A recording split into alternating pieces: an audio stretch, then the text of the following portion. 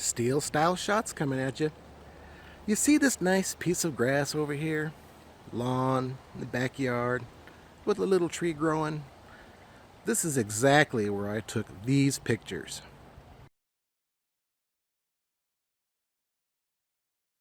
And today I'm going to show you how it's done. So let's get to it. This is our model for today, Mr. Skeleton Head. What we're going to do here today with Mr. Skeleton Head is we're going to create a firewall behind him to kind of make him look cool, pop out. It'll give you an idea how to make a firewall, and basically you can put any object you want to in front of it. But before we get started, this is where the magic happens. A garage. A very cluttered garage. A lot of my shoots are done in here. If you've looked at any of my other videos, this probably looks fairly familiar. This is for the most part a full-time used 2-car garage. I will come here and pull the cars out when I have a shoot to do. Which just goes to show you, you don't need fancy equipment, you don't need a studio to make some really amazing images. Use what you have. Plus, I'm all about doing things as cheaply as possible, and that's always a good thing. So for a firewall, there's a couple of different things you're going to need. You're going to need a rope. I can't remember the size of this rope, but it's a natural fiber rope, and that's probably one of the most important things. You don't want to use a synthetic rope or rope that has any kind of plastics in it because it actually can melt on you. So get a natural fiber rope. This rope back here is exactly the same rope, just a section I cut off of it. And I've used this rope probably 8 or 9 different times for different types of shoots. Yeah, it has charred, but it is completely still there. It hasn't burned through. As you can see, it's just kind of charred on the outside, still very usable. So you don't even need a whole lot of rope. You can use it a whole lot of different times. I actually thought when I first did this, the rope would just burn away and you wouldn't be able to use it at all for more than one shoot, but that's not the case. You can use it over and over again. So get you some natural fiber rope, step number 1. I can't remember the diameter of this, maybe 3/8 of an inch, I can't remember. I did get some 1-inch rope thinking I would probably need that because the fire was going to burn through it, but we never actually used it. So this is plenty for you. Next thing you're going to want to do with the rope is you're going to want to put a weight at the end of it. This is just some stuff I had lying around. Put a knot at the end of the rope, put some weight at the end of the rope, and you want to do that so that when you're hanging the rope, it hangs taut. And it gives you a nice straight line up and down from where you're hanging it from. If you don't have any weight at the bottom, the rope can get kind of blown in the wind, and that can kind of affect your firewall. So those are just some washers, some really thick, heavy washers I put on the bottom of that. Work out just great. Next thing you're going to need is some accelerant. This is Coleman white fuel or white gas. A lot of people use for camping. This works out perfectly. I would not recommend just regular gasoline. I think that's incredibly dangerous. Plus, you're also going to get soot off of that fire, which is going to affect the fire itself. This gas here, not all that cheap. I think it's like $10 or $11 a gallon, but a very clean burning gas. Next thing you're going to need is just to have some kind of receptacle to put a little bit of gas into. Can be anything. Typically for larger shoots, I'll use a 5-gallon plastic bucket. And I put a little bit of gas in the bottom of it, not a lot, just enough to cover the rope. If I had to guess, at the bottom of a 5-gallon bucket, maybe 4, 5 cups worth of accelerant at the bottom, so really not all that much at all. Next thing you're going to want is some kind of metal hanger or wire, and that's basically to attach to the top of your rope, and then attach at the bottom of or the top of some kind of a apparatus that you can hold the rope and keep it kind of away from your body. So that's kind of what I use that for. Speaking of which, this is an old shower curtain rod. I just popped the rubber end off of one of them so that I could stick the metal hanger in the top of it and hold the rope. Last thing you're going to need is a towel, blanket, whatever you got around, something wet.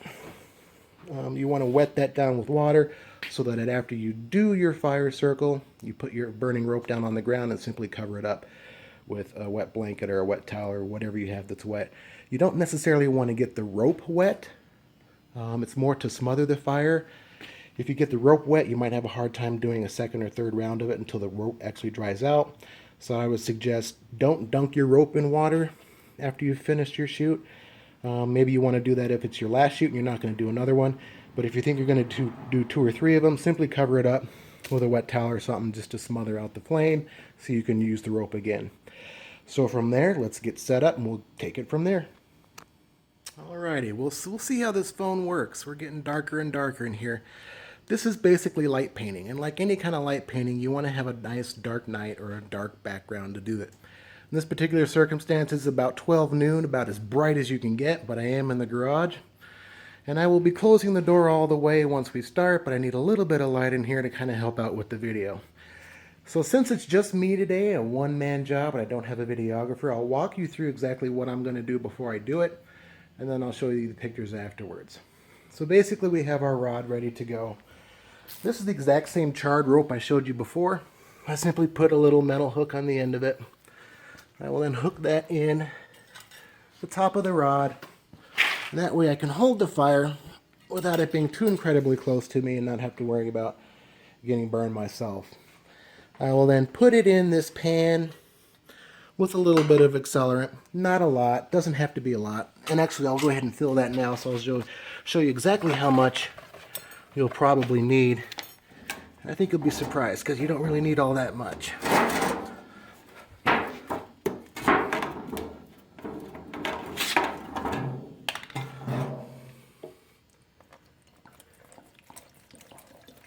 So that's about it. That's about all you need. Not much more than that.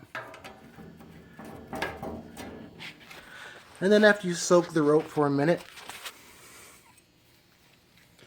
you'll hook it back onto your pole. And it doesn't need to soak for that long. Literally only a minute, maybe a little bit more. You will take your rope after it is lit. You will walk behind your subject with the lit rope.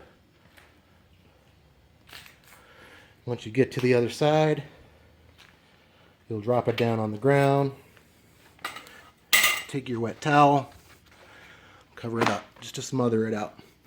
And I got my towel here already damp. It's not dripping, but enough to put it out. And that's all you do.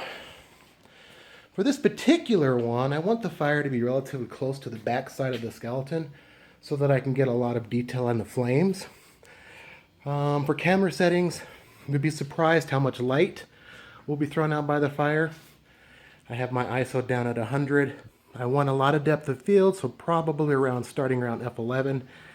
And that still may let in too much light, so I may have to take the aperture narrower than that or higher than that.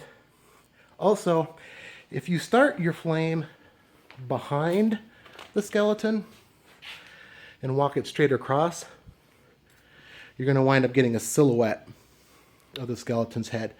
And if that's what you're after, cool, that's the way to do it. But if you want to toss some light on the front side of the skeleton or your subject, just to kind of get a little more detail on their face, start the flame in front of your subject, just out of camera view, and then walk behind and around. And stop the flame at about here on the other side.